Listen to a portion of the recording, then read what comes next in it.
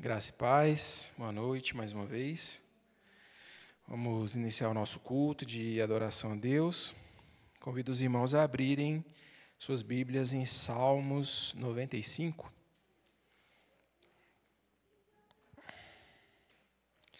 Vamos ler o Salmo 95 todo.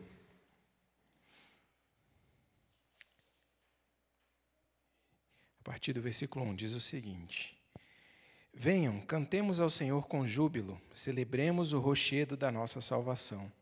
Saiamos ao seu encontro com ações de graças, vitoriemo-lo com salmos, porque o Senhor é o Deus supremo e o grande Rei acima de todos os deuses. Nas suas mãos estão as profundezas da terra, e as alturas dos montes lhe pertencem. Dele é o mar, pois ele o fez, obra de suas mãos os continentes. Venham, adoremos e prostemo-nos, ajoelhemos diante do Senhor que nos criou. Ele é o nosso Deus, e nós somos povo do seu pasto e ovelhas de sua mão. Hoje, se ouvirem a sua voz, não endureçam o coração como em Meribá, como aquele dia em Massá no deserto, quando os pais de vocês me tentaram, pondo-me à prova, apesar de terem visto as minhas obras. Durante 40 anos estive irritado com essa geração e disse: Este é um povo que gosta de se desviar. Eles não conhecem os meus caminhos. Por isso, jurei na minha ira, eles não entrarão no meu descanso. Amém. Esse é um salmo que nos convida a ouvir a Deus, e a louvá-lo. Queria convidar os irmãos para que, nesse início de culto ao Senhor, possamos orar como um só corpo, como comunidade. Aqueles que se sentirem à vontade, pode levantar a sua voz e orar em adoração ao nosso Deus. Amém?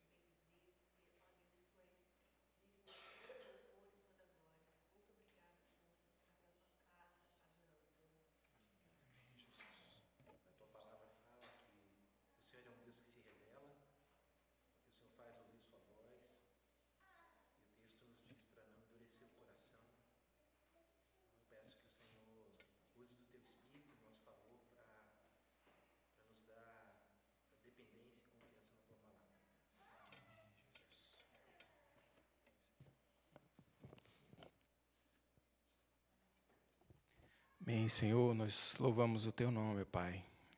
Te adoramos, ó Pai. Declaramos que só o Senhor é digno de receber louvor, adoração, Pai, pois só o Senhor é santo, só o Senhor é justo, Pai. Te louvamos, Deus, por esse momento, por termos a oportunidade de estarmos aqui reunidos, como irmãos, como família do Senhor, para Te louvar, para adorar o Teu nome. Te agradecemos, Deus, pela Sua palavra, Deus, que nos ensina, nos exorta, nos mostra, Deus, a Tua vontade. Louvamos ao Senhor por tudo isso, Deus. Seja adorado, Deus, essa noite com os louvores que vamos cantar.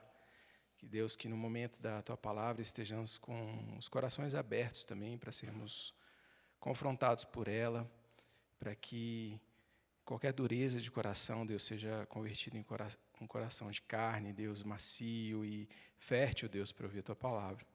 É o que nós pedimos, Deus, e louvamos o Teu nome, em nome de Jesus. Amém? Bom, o versículo 1 fala, Venham, cantem ao Senhor com júbilo, celebremos o rochedo da nossa salvação. Então, convido os irmãos para ficarem de pé e o grupo de louvor para nos dirigir nesse momento de adoração através das músicas.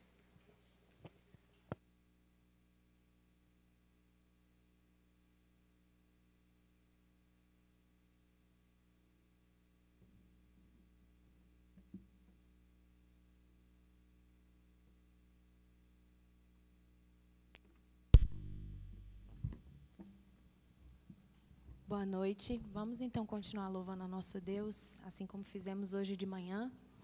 Louvar aquele que é santo, que é digno de todo louvor, de toda a nossa adoração.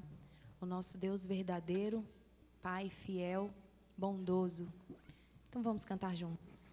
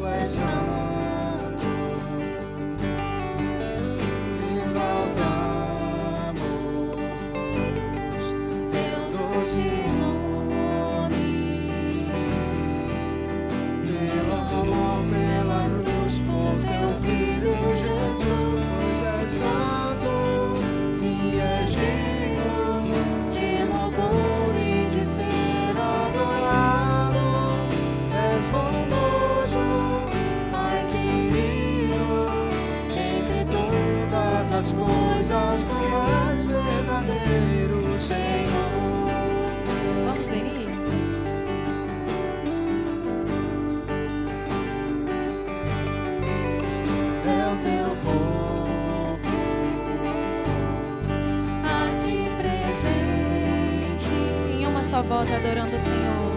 Todos numa só voz declarando que só Tu és santo.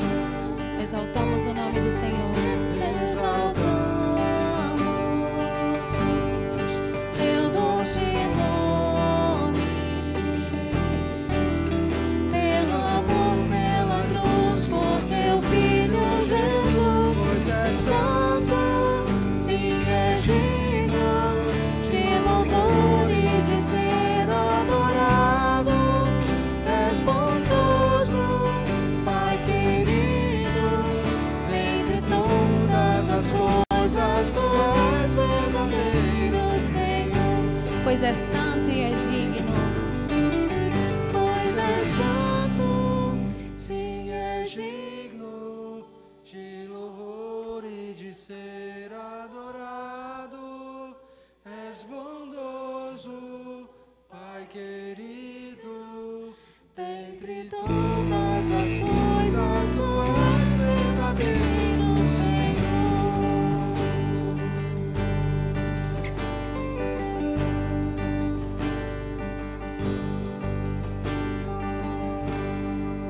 Amém. O nosso Deus é verdadeiro, Ele é bondoso, Ele é digno de ser adorado, Ele é fiel.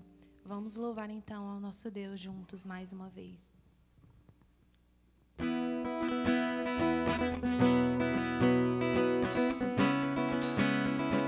Vamos ajudar com palmas?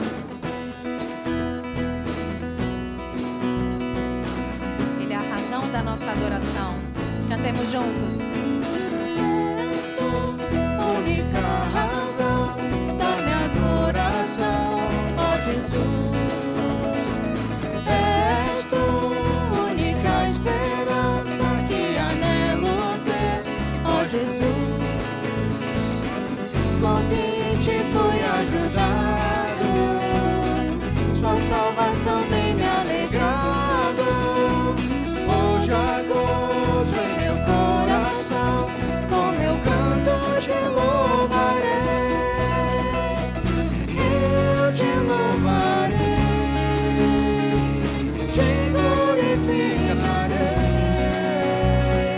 Eu te louvarei, meu bom Jesus. Eu te louvarei, te glorificarei. Eu te louvarei, meu bom Jesus.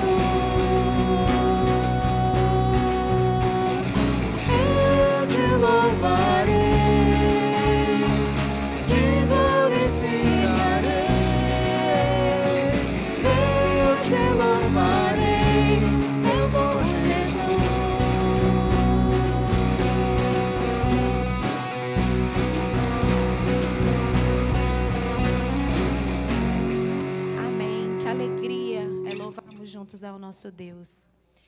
E melhor ainda é sabermos que nada poderá nos separar do amor dele. Ele é um Deus fiel que nos amou primeiro, que nos chamou para ele. E nada nessa terra vai nos separar dele. Então vamos cantar juntos para encerrar nessa noite. Quem nos separará do amor de Cristo?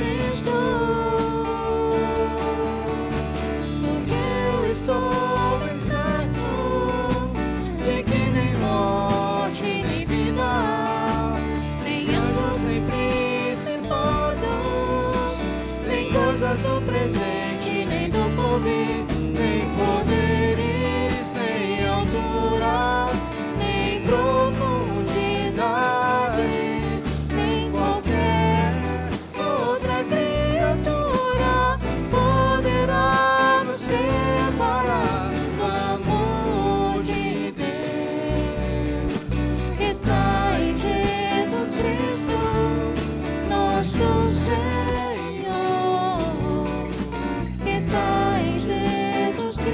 Nada poderá nos separar do amor de Deus. Nada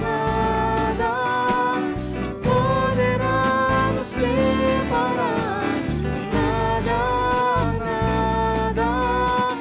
poderá nos separar do amor de Deus que está em Jesus Cristo, nosso Senhor.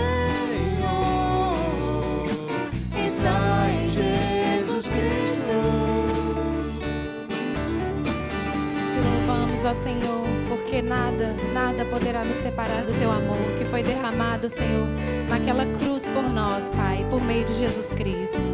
Obrigado, Senhor, pelo nosso Salvador. Obrigada, Deus, porque através da vida do nosso Senhor, o Senhor nos resgatou, Pai. E por isso somos livres, Pai, livres para te adorar. E um dia estaremos contigo. Em nome de Jesus. Amém. Você pode se sentar.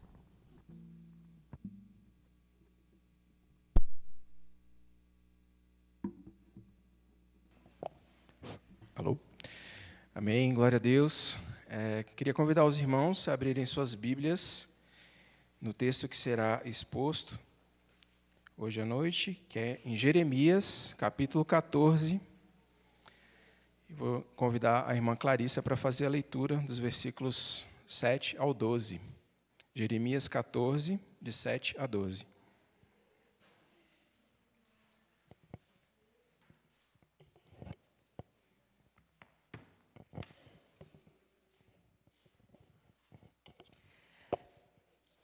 Ainda que as nossas maldades testifiquem contra nós, ó Senhor, age por amor ao teu nome.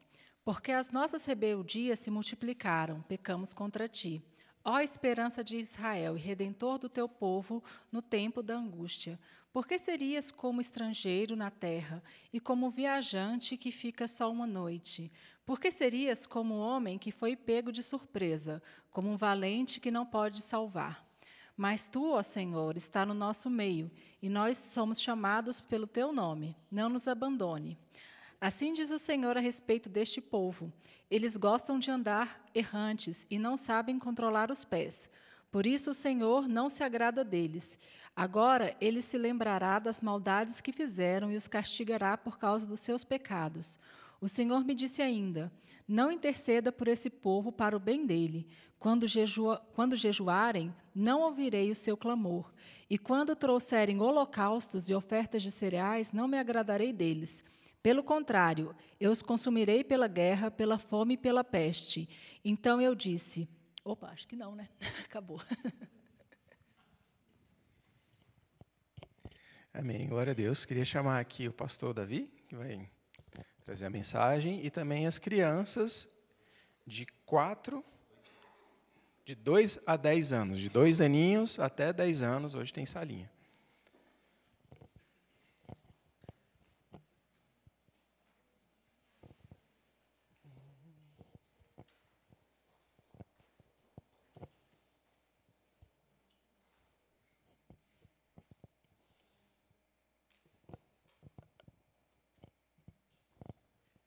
Amém. Vamos orar? Deus amado, nós louvamos o Teu nome mais uma vez, Senhor. Adoramos a Ti. Recebe, Senhor, o louvor que foi cantado aqui essa noite. Eu te peço que o Senhor abençoe o sermão de hoje à noite, que o pastor Davi vai trazer, aquilo que o Senhor já falou ao coração dele, que ele seja capaz de transmitir essa mensagem. Fala aos nossos corações, que o Senhor possa nos confrontar, que o Senhor possa nos ensinar a Tua palavra, a Tua vontade. Te peço também abençoe essas crianças, os seus professores, que ali na salinha eles possam aprender, Deus, o Teu Evangelho, que eles sejam ensinados, Deus, desde pequenos nos Teus caminhos, ó Pai, para que eles não se desviem dos Teus caminhos quando crescerem. É o que nós te pedimos, Deus, em nome de Jesus. Amém. Boa noite a todos, graça e paz, bem-vindos. Nosso desafio hoje é expor Jeremias 14, e nós vamos até o capítulo 15, versículo 8. O tema geral do sermão é o perigo do arrependimento tardio. A ideia principal é que, às vezes, é tarde demais para se arrepender. O Eric orou pedindo para Deus nos confrontar, né? Então, apertem os cintos aí, que é um texto muito pesado, muito pesado. Quando a gente faz pregações expositivas, né, a gente não tem a possibilidade de pular textos, né? Esse certamente seria um texto pulado na teologia coach, em quem quer massagear o ego de crente, né? Então, vamos lá. Orem por mim, orem por vocês também. Imaginem que tem alguém que trabalha na sua empresa, na sua casa, e essa pessoa foi pega furtando algo. Ela teve acesso a algo que ela só podia ter por causa da confiança que você depositou nessa pessoa, e ela se apropriou de algo. E você vai ter aquela conversa dura com aquela pessoa, e ela se demonstra aparentemente, genuinamente arrependida. Aquela pessoa depende daquele emprego, ela tem filhos, ou ele tem filhos para cuidar, e há uma sensação de arrependimento. E você não sabe discernir se é um remorso, ou se, né, uma vergonha por ter sido pego, ou se é de fato um arrependimento que vai produzir mudança naquela pessoa. Aquela pessoa flagrada na situação, ela parece demonstrar uma nítida convicção de que ela vai fazer tudo diferente se você der uma nova chance para essa pessoa. E a bola está com você, né? Você será inflexível, vai aplicar as diretrizes da sua empresa, vai dar uma lição para que outros funcionários não furtem, você será compassivo, vai dar a segunda chance que essa pessoa acha que merece? Como você agiria? É triste, mas é fato que as pessoas desperdiçam as segundas chances que elas recebem, via de regra, né? A gente dá uma segunda chance, uma terceira, e as pessoas vão desperdiçando isso. Seria muito melhor se a gente conseguisse aprender com as consequências dos nossos erros, com as dores que os nossos pecados provocam, e, de fato, a gente abrisse mão desagradar ao Senhor nessas áreas onde já experimentamos a dor de fazer escolhas erradas. Nós somos muito parecidos, né, com aquele devedor que pede clemência e recebe, e depois cobra do outro, não dá clemência, né? E só na questão do perdão, né? Mas nós temos essa pretensão de achar que nos devem uma segunda chance, que a gente pode fazer melhor. Judá, aqui, é um pouco pior do que essa pessoa. Ela não foi flagrada uma única vez, né? O povo não foi flagrado uma única vez em pecado. Ele teve várias oportunidades para mudar. Eles mataram os profetas que anunciaram que eles estavam errados. Jeremias mesmo, daqui a pouco, vai ser jogado numa cova, porque está denunciando isso. Eles negligenciaram os profetas, eles negligenciaram os avisos, eles seguiram pecando, eles seguiram abandonando o Deus que os ama. O pecado deles era constante. Mudar e amadurecer leva tempo, é um fato, né? A gente leva tempo para ficar mais santo, para amar aquilo que é justo, para ter disciplinas espirituais mais constantes, isso leva tempo, é fato. O oposto é mais rápido.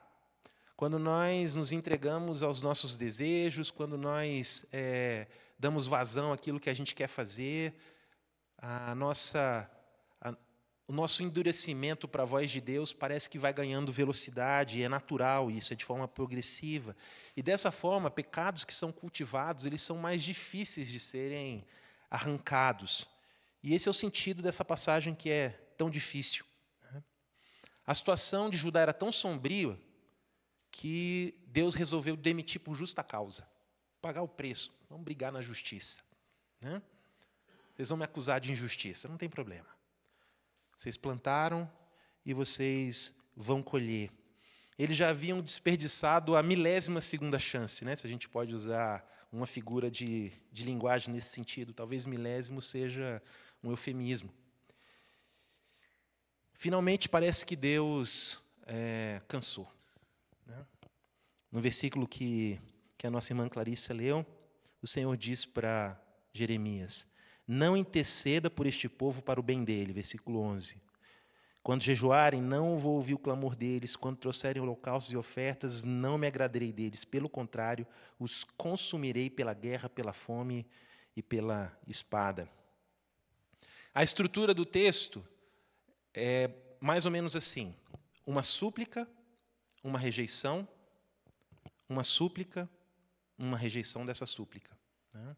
Tem como contexto uma seca, nos versículos 1 a 6, e entre uma súplica e sua rejeição, e a outra, entre esses pares, tem a presença adicional de falsos profetas dizendo que Deus não iria punir aquele povo. Então, essa é mais ou menos a estrutura que a gente vai enfrentar nessa noite. E essa estrutura nos leva a uma pergunta: se formos rebeldes contra Deus por muito tempo, Ele finalmente vai desistir de nós? Existe um ponto de não retorno? Na aviação tem um ponto de não retorno. Quando o avião consome combustível, né, o querosene de aviação, numa quantidade que ele não consegue mais voltar para o aeroporto da onde ele decolou. Esse é o ponto de não retorno. Existe um ponto de não retorno na nossa relação com Deus quando nós pecamos deliberadamente, e a gente vai conversar sobre isso nessa noite também. O contexto é um contexto de seca, versículos 1 a 6. A palavra do Senhor que veio a Jeremias a respeito da seca. Judá está chorando e as suas portas estão abandonadas, e de luto se curvam até o chão. E o clamor de Jerusalém vai subindo. Os poderosos mandam os servos buscar água. Estes vão às cisternas e não encontram água. Voltam com seus cântaros vazios, decepcionados e confusos, cobrem a cabeça. Por não ter havido chuva sobre a terra, esta se acha ressequida. A gente de Brasília sabe, né, como é terra ressequida. E por isso os lavradores decepcionados cobrem a cabeça. Até as corças no campo têm as suas crias e as abandonam, porque não há capim. E os jumentos selvagens se põem no alto dos morros, e ofegantes sorvem o vento como chacais. os seus olhos desfalecem por falta de pasto. Judá, então, enfrentava uma seca. O texto atrela essa seca a uma punição divina, né? Deus é Deus sobre a natureza também. E a gente sabe que uma seca pode ser devastadora. Os mais experientes aqui lembram de momentos de seca no Nordeste, em que famílias tiveram que migrar, né? Aqueles retratos de placas de argila soltando assim, né? Uma terra que não produz nada. A gente pode lembrar também de momentos de fome na África, por falta de chuva e outras pragas. E é essa a situação que eles estão vivenciando aqui. Eles procuram água nos poços e não encontram. Gente que tem dinheiro, que tem empregado para mandar buscar água, não tem água para comprar. O dinheiro, chega uma hora que ele não consegue resolver problemas. Eles veem as produções agrícolas destruídas ali no versículo 4. Vêm as corças, né, os animais selvagens com as tetas ressequidas, não tem alimento, abandonam as crias porque já não consegue produzir leite, os animais selvagens. E os jumentos selvagens, né, animais que resistem à seca, estão no alto dos morros, sorvendo ar para tentar aliviar a garganta seca. É um cenário devastador. Se a gente lembrar lá do capítulo 2, onde a gente tratou a questão das cisternas rotas, né, dos poços que não conseguem reter água, a gente pode perceber que essa seca, além de ser real, né, os animais estão morrendo, ela é uma metáfora para a alma daquele povo. Eles procuraram satisfazer a sede em lugares que não poderiam saciar essa necessidade da alma. Eles brincaram numa água salobra da luxúria, do pecado, da idolatria, do abandono de Deus, e agora eles estavam sedentos por dentro e por fora. A gente lembra de uma mulher sedenta lá em João capítulo 4, uma mulher samaritana, uma mulher que tinha sede, que vai buscar água no poço, encontra água física, né? Mas Jesus percebe nela uma sede que ela tentou saciar em diversos relacionamentos. E muitas pessoas estão com sede ao nosso redor e às vezes aqui dentro mesmo. E o desejo desesperado por um refrigério pode nos fazer buscar algo que possa nos satisfazer. Judá até aqui não estava percebendo que estava murchando por dentro. Precisou que uma seca revelasse a necessidade de Deus. As colheitas estavam murchando, o gado estava morrendo, o povo estava temendo por sua segurança, pela sua sobrevivência, sua segurança alimentar. E aqui, nesse cenário, eles decidem clamar a Deus. O sofrimento tem esse poder, né? Lewis disse que ele é um megafone, o sofrimento é um megafone de Deus. Quando a gente está sofrendo, é como se Deus estivesse falando mais alto. Parece que essa seca produz uma busca por Deus. Versículos 7 a 9, a primeira súplica. Ainda que as nossas maldades testifiquem contra nós, eles admitem que estão pecando. O Senhor age por amor do teu nome, porque as nossas rebeldias se multiplicaram, pecamos contra ti. Muito bonito até aqui. A esperança de Israel e redentor do teu povo no tempo da angústia, por que serias como estrangeiro na terra e como viajante que fica só uma noite? Por que serias como um homem que foi pego de surpresa, como um valente que não pode salvar? Mas tu, Senhor, está no nosso meio e nós chamamos pelo teu nome, não nos abandone. Então, nesse processo de rebelião, eles lembram de Deus. Nós pecamos, as nossas maldades estão testemunhando contra nós, as nossas rebeldias se multiplicaram. Eles estão fazendo uma confissão aqui. E eles pedem para Deus, dizendo, você é a nossa única esperança. No versículo 8, ó esperança de Israel. Judá, então, começa a confessar seus pecados e apontar que Deus é a esperança. Isso é interessante, né? A gente espera que isso aconteça em orações de confissão. Reconhecer o nosso pecado e depositar a esperança em Deus. Num certo sentido, o desespero nesse mundo faz lembrar de um desespero espiritual que existe em ricos e existe em pobres. A pressão da finitude, né, da nossa incapacidade de proteger a nossa família, de nos curar, de evitar acidentes, isso tudo aponta para uma realidade que nós somos finitos e temos saudade de um Deus que é perfeito e que consegue nos completar. O problema é que pessoas que têm recurso, eles conseguem disfarçar melhor para si mesmos essa necessidade. Talvez por isso Jesus advertia constantemente os ricos. Por exemplo, lá em Mateus, capítulo 6, versículo 24, ninguém pode servir a dois senhores, porque ou irá odiar a um e amar o outro, ou irá se dedicar a um e desprezar o outro. Vocês não podem servir a Deus e as riquezas. O problema com ter dinheiro nunca é o dinheiro. O excesso ou a busca pelo dinheiro quando este falta são só sintomas daquilo que a gente deseja. E Jesus alerta que à medida em que a nossa abundância material cresce, nós esquecemos da nossa sede espiritual. Parece que o dinheiro nos dá essa falsa sensação de que podemos confiar na gente mesmo. E é por isso que lá nas bem-aventuranças estão bem-aventurados os humildes e não bem-aventurados os ricos. Parece que quem descobriu esse segredo da humildade, não necessariamente da pobreza, mas da humildade, é feliz, no sentido de depender de Deus com mais facilidade. É interessante pensar que na Avenida do Sol tem a gente aqui e a presbiteriana, que Deus abençoe os nossos irmãos ali. Acredito que nós somos duas igrejas sérias, mas são duas igrejas. Se a gente for para São Sebastião, num quarteirão vão ter 4, 5.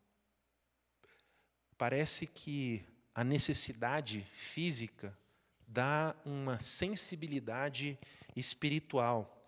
Porque a riqueza, num certo sentido, ela compra vinho, ela compra remédio para dormir, né? Ela compra distrações e ela nos torna mais insensíveis para a nossa necessidade espiritual. Parece que tudo parece bem dentro de uma Ferrari. Vocês já viram foto de Ferrari com alguém triste? Né? Parece que a Ferrari teria esse condão, né? A Porsche não, porque virou carro de funkeiro. Né? Mas tem essas discussões na internet aí. Mas parece que a Ferrari tem esse poder de deixar tudo feliz.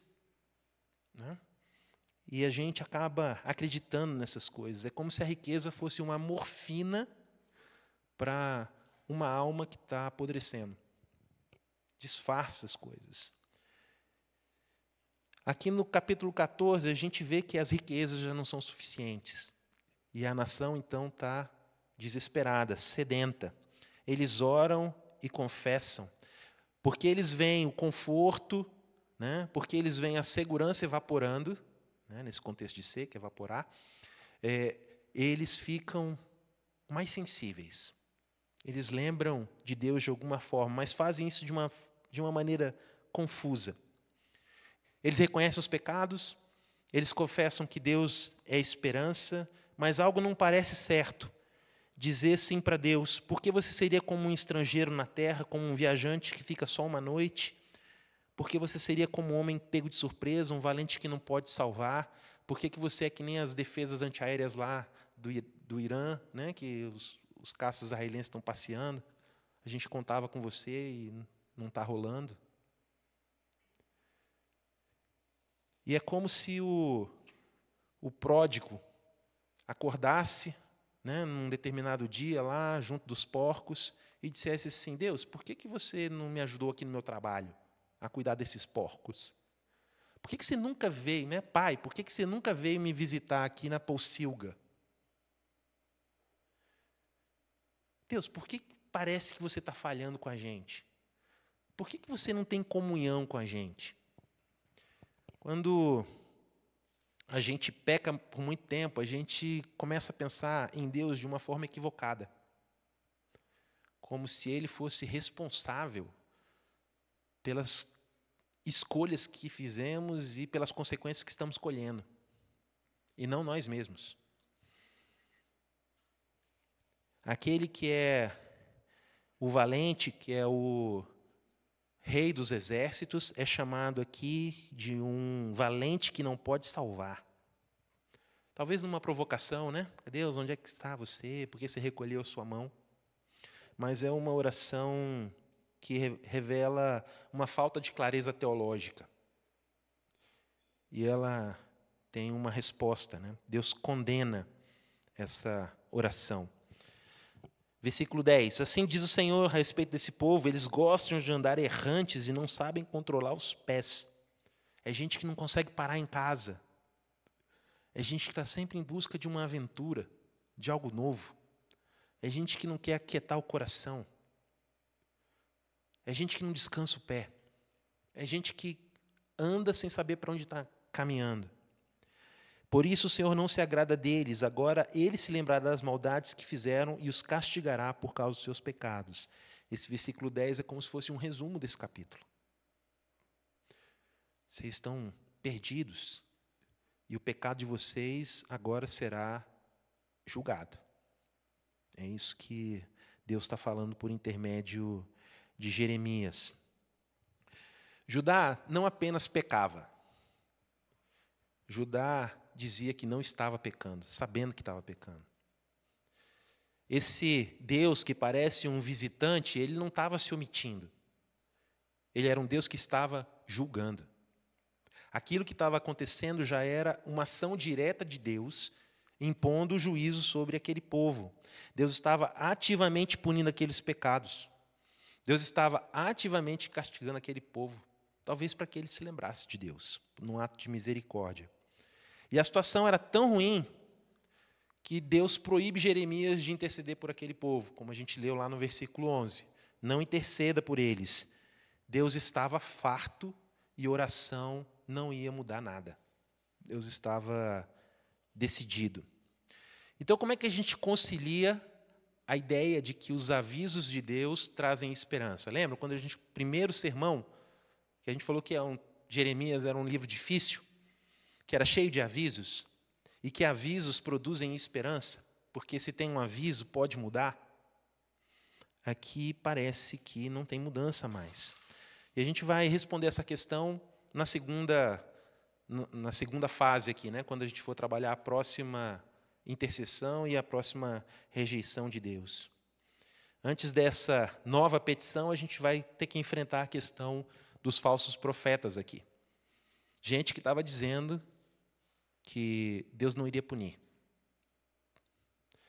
Olha, se Deus falasse para você, eu vou te punir, né? E um profeta dissesse, olha, Deus mandou dizer que não vai punir, você ia ficar aliviado, feliz, né? Se você é Jeremias e pensa assim, poxa, eu queria orar por esse povo, e aí tem um profeta dizendo que o castigo não vai vir, você fala assim, eu podia estar errado, né? Ele podia estar certo. E Jeremias meio que entra nessa crise, a partir do versículo 13.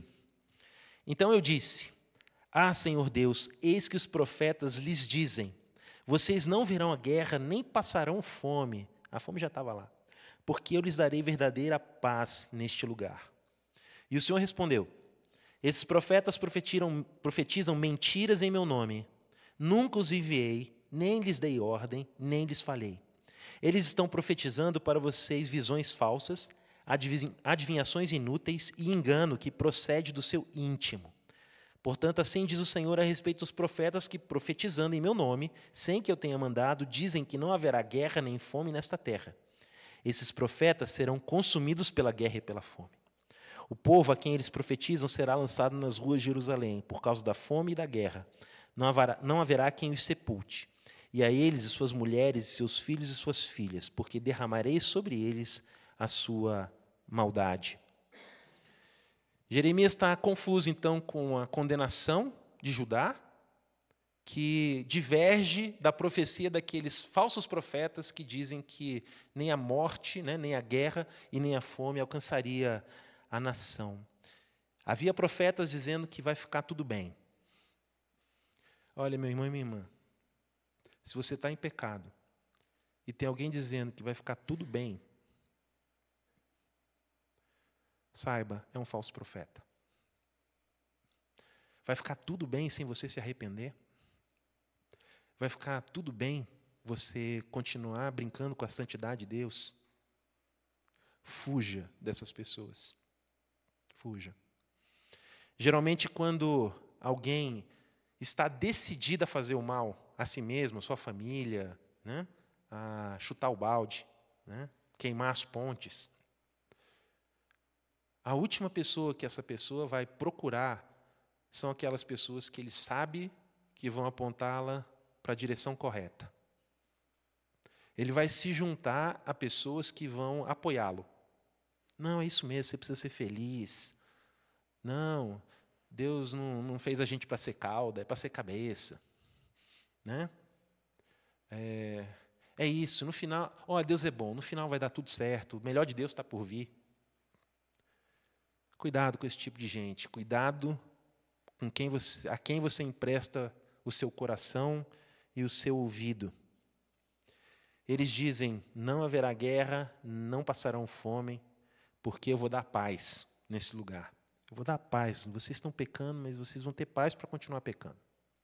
Isso é completamente contraditório com o preço da cruz. Mas muitas vezes a gente quer ouvir exatamente isso. Porque a gente está decidido a fazer o mal.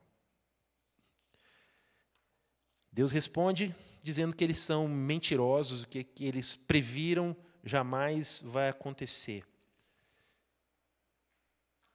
Que o que eles disseram que não aconteceria, iria acontecer com eles.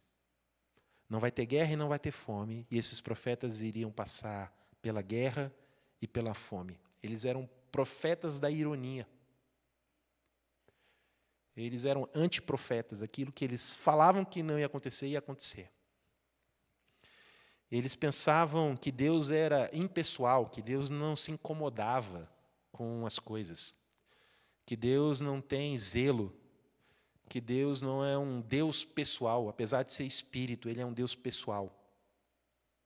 Um Deus que é zeloso, que é santo. Um Deus que é assim, Ele pode ficar pessoalmente ofendido contra aquele que fere a sua santidade. O Deus da Bíblia não é filtro dos sonhos, não é cristalzinho lá na sua prateleira, não é 7 ondinhas que você pula e recebe alguma coisa. O Deus da Bíblia é fogo consumidor. E a outra ironia aqui, eles se intitulam profetas e Deus diz que Deus não os enviou. Eles falam, nós somos embaixadores de Cristo, né? Nós somos embaixadores de Deus, mas Deus não comissionou. Eles são como alguém que viaja para outro país dizendo, não, eu sou embaixador. Cadê sua carta de acreditação, né? Como embaixador? Não tenho, não preciso. Ela garantia sou eu, né? É esse tipo de gente. Esse tipo de gente que vai pegando o púlpito, que vai entrando nas casas e dando profecias, que vai falando aquilo que você quer ouvir e que vai abrindo a cova aonde você quer se enterrar. E eles são, no versículo 18, a visão já de Jeremias, ele se sai ao campo, eu vejo os que foram mortos à espada, se entro na cidade, estão ali os debilitados pela fome. Até os profetas e sacerdotes vagueiam pela terra e não sabem para onde vão. Consegue imaginar um embaixador que não sabe para onde vai? Um embaixador sabe para onde vai, o que tem que fazer. A gente não sabe se isso aqui é uma referência ao exílio desses profetas e desses sacerdotes, que eles não sabem para onde vão, eles vão para a Babilônia, né? O povo vai ser exilado. Ou não se sabe realmente se eles são cegos guiando cegos, que não sabem para onde estão indo. E as pessoas estão indo atrás deles, guiadas por eles. Isso é um grande perigo. Quem fala em nome de Deus sem saber para onde vai, é um grande perigo. Quem fala em nome de Deus e se aparta da palavra de Deus, é um grande perigo. Aqueles profetas eram parte do jogo do pecado. Gente que queria continuar pecando e se cercava de pessoas que diziam: está tudo bem, corram nessa direção. E agora vem a última parte do sermão, que é a segunda petição, né? O povo confessa novamente o seu pecado, versículos 19 ao 22. A oração é linda. Será que de todo rejeitaste Judá? Será que tua alma tem nojo de Sião? Porque nos feriste e não há cura para nós. Aguardamos a paz e não há nada de bom. Esperamos o tempo de cura e eis o terror. Um choque de realidade para eles aqui, né? Conhecemos o Senhor, a nossa maldade, a iniquidade dos nossos pais, porque temos pecado contra ti. Confissão novamente. Não nos rejeites por amor do teu nome. Por causa do teu caráter, não rejeita a gente. Uma petição bem feita. Não desprezes o trono da tua glória, que é, no caso, talvez eles pensassem que é o templo. Lembra-te, não anules a sua aliança conosco. O Senhor é um Deus fiel, né? O amor fiel de Deus, recebe o amor fiel de Deus. Continue agindo assim, Deus, conosco. Será que existe entre os ídolos dos gentios alguém que faça chover? Não tem outro Deus como você. Será que entre os ídolos dos gentios algum poderia fazer chover? Não. Ou podem os céus por si mesmos dar chuvas? Não és tu somente o Senhor nosso Deus que fazes isto? Portanto, em ti esperamos, pois tu fazes todas essas coisas. Essa é mais uma oração dúbia, né? Nós não somos Deus para saber se o arrependimento daquela funcionária era só remorso ou se era real. A gente vai tomar uma decisão pelo nosso feeling. Mas Deus sabe. Deus julga o coração. O povo aqui clama, reconhece seu pecado, eles estão preocupados com o silêncio dos céus, e eles fazem algo bom. Eles oram, eles clamam pelo caráter de Deus, mas só que eles fazem isso quando já é tarde demais. O arrependimento tardio é tardio. E a gente precisa pensar sobre isso. Confessar é correto. Ter o nome de Deus, né, pelo amor do teu nome, como motivação para a confissão, para confiar em Deus, é algo correto, é o correto a fazer. Tudo aqui, teologicamente, parece alinhado. Só que o tempo já passou. O tempo já foi. E Deus vai responder com 4 tipos de julgamento, ali dos versículos 1 a 9, no capítulo 15. Então o Senhor me disse: mesmo que Moisés e Samuel se pusessem diante de mim, Jeremias, mesmo que você estivesse aqui junto com Samuel te ajudando e Moisés, não ia rolar, não. Meu coração não se inclinaria para este povo. Mande-os embora, que saiam da minha presença. Se lhe perguntarem, para onde iremos, responda, assim diz o Senhor. Quem é para a morte, vai para a morte. Quem é para a espada, vai para a espada. Quem é para a fome, vai para a fome.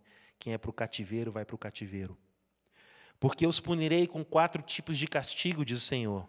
Com espada para matar, com cães para os arrastar, com aves dos céus e animais selvagens para os devorar e destruir. Farei deles um objeto de espanto para todos os reinos da terra, por causa de tudo que Manassés, filho de Ezequias, rei de Judá, fez em Jerusalém. Pois quem se compadecerá de você, Jerusalém? Quem ficará triste por você? Quem se desviará do caminho para perguntar pelo seu bem-estar?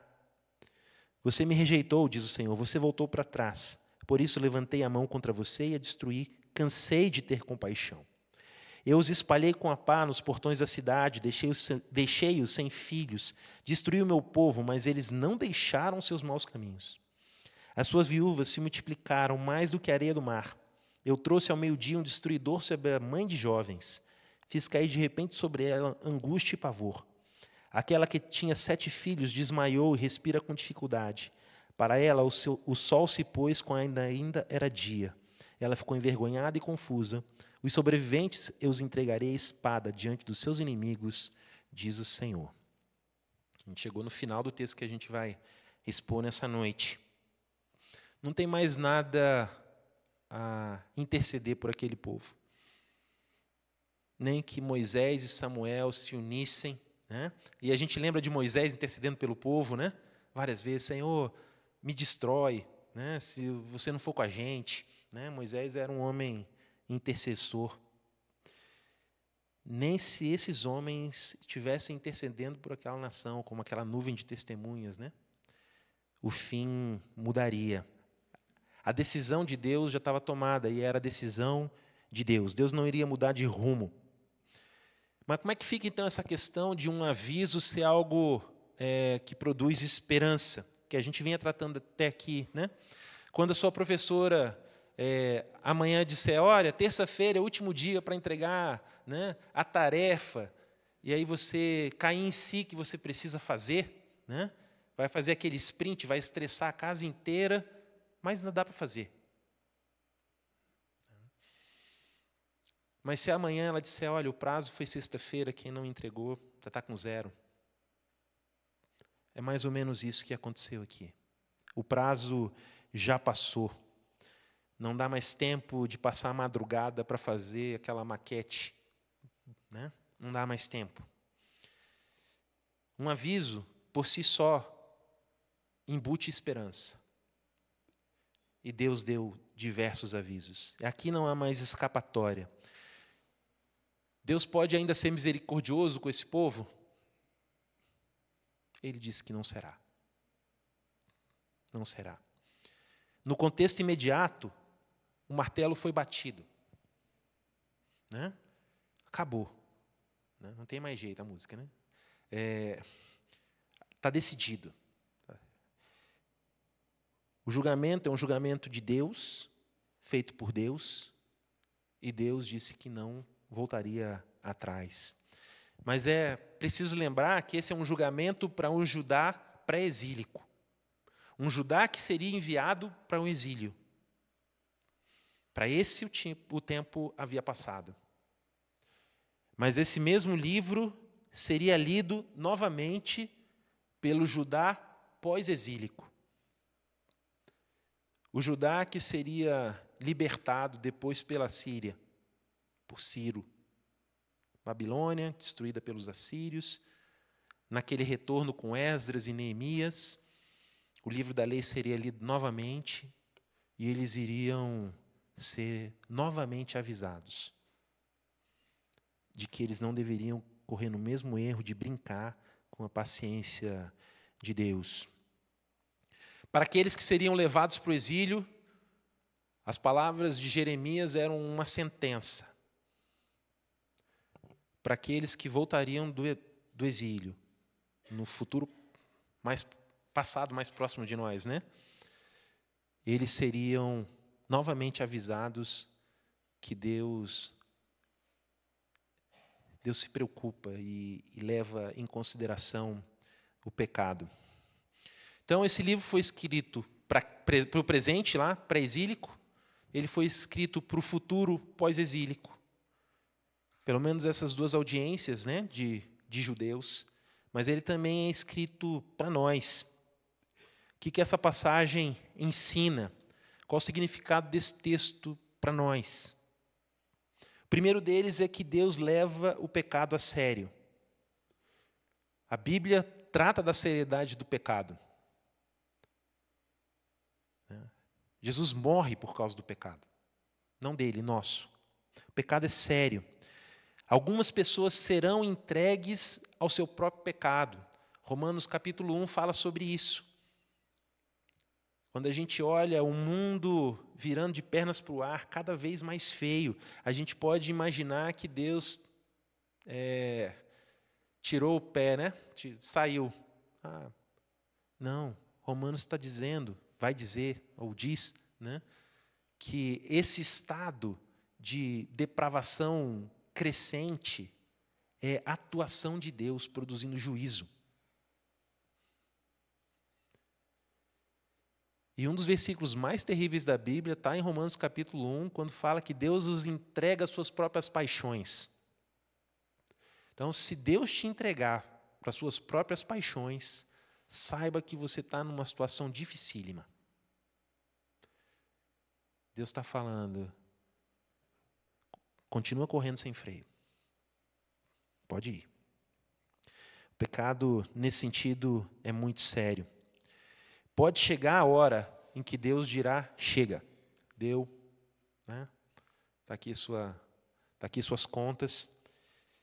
E qual é a resposta que a gente dá para isso? Quando isso acontece? Quando é o ponto de não retorno? E a resposta é, não tentarás o Senhor teu Deus. Não brinca com isso. Não brinca. Não brinca com a seriedade disso. Se você ainda não conhece Jesus, não brinque com isso. Se arrependa no tempo que é hoje. Não espere uma segunda chance, terceira chance, quarta chance. Não brinque com isso. O pecado é sério. Quando um crente peca, Hebreus vai dizer que Deus disciplina como um pai disciplina um filho. Crentes pecam, viu? Terrivelmente às vezes. E Deus leva isso em consideração.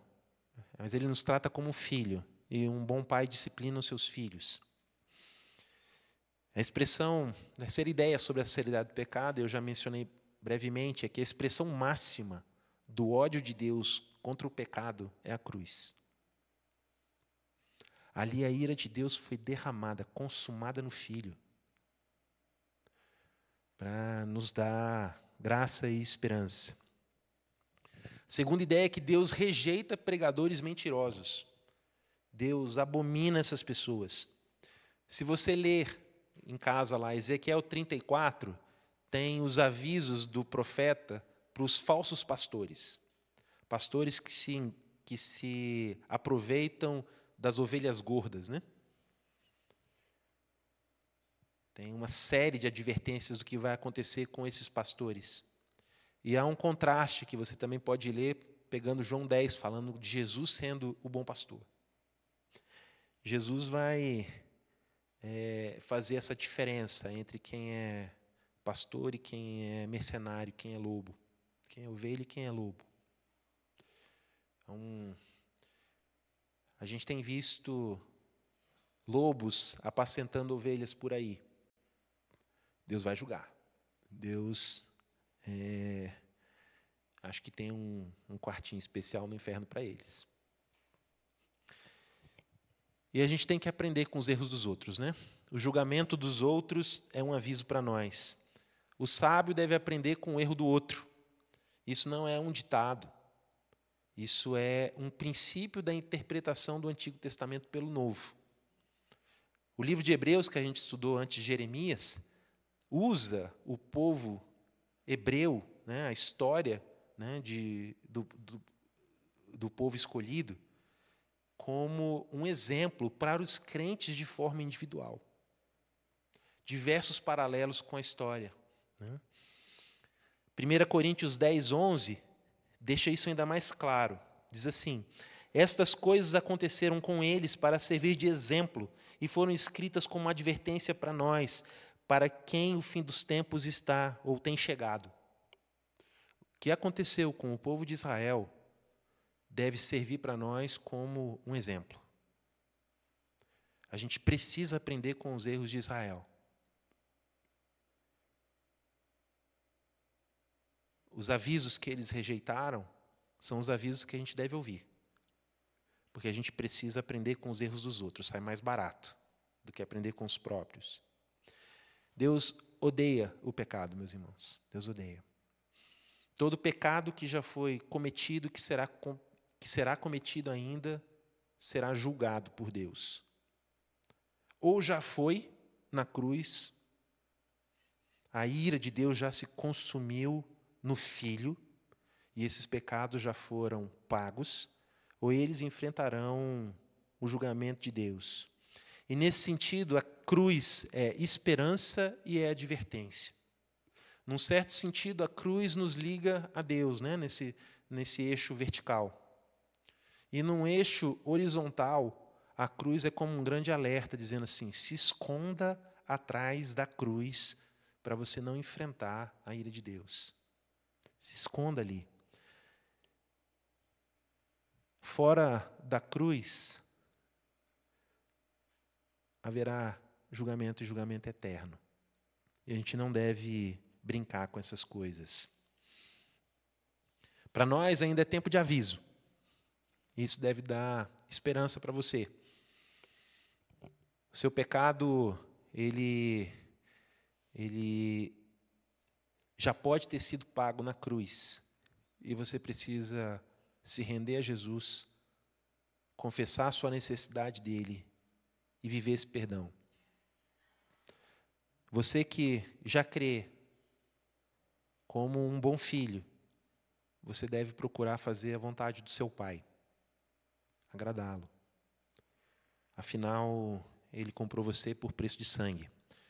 E isso nos dá a esperança que a gente precisa para encerrar esse sermão de hoje, né? Vamos orar?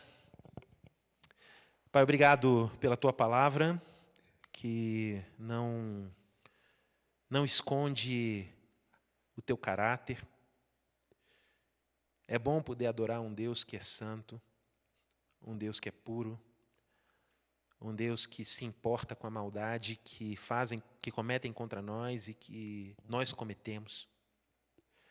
Um Deus que se importa com a desigualdade, com a injustiça, que se importa com crimes de guerra, que se importa com violência doméstica, com abandono. É bom saber que o Senhor é o juiz sobre a terra e que a justiça vai cobrir a terra como as águas cobrem o mar. É bom também saber que o Senhor enviou Jesus para morrer em nosso lugar, para produzir reconciliação, para nos tirar do fútil procedimento e nos transportar para o reino da maravilhosa luz. E nós te agradecemos por isso também. Nos chama à sobriedade, nos faz ter o desejo de honrar o Senhor, nos coloca no coração um asco por pecados domesticados no nosso coração, nos ajuda a abrir mão dessas coisas para a glória do Teu nome. É assim que nós oramos e agradecemos em nome de Jesus. Com o amor de Deus, nosso Pai, que as consolações da promessa, que a graça do Senhor Jesus esteja conosco, com a igreja espalhada pela face da terra, até o dia glorioso de Jesus. Vamos cantar o nosso amém. Depois eu queria dar rapidamente alguns avisos. Sou eu e você, Alexandre? É, né? Liberar a Andressa, que está dando aula.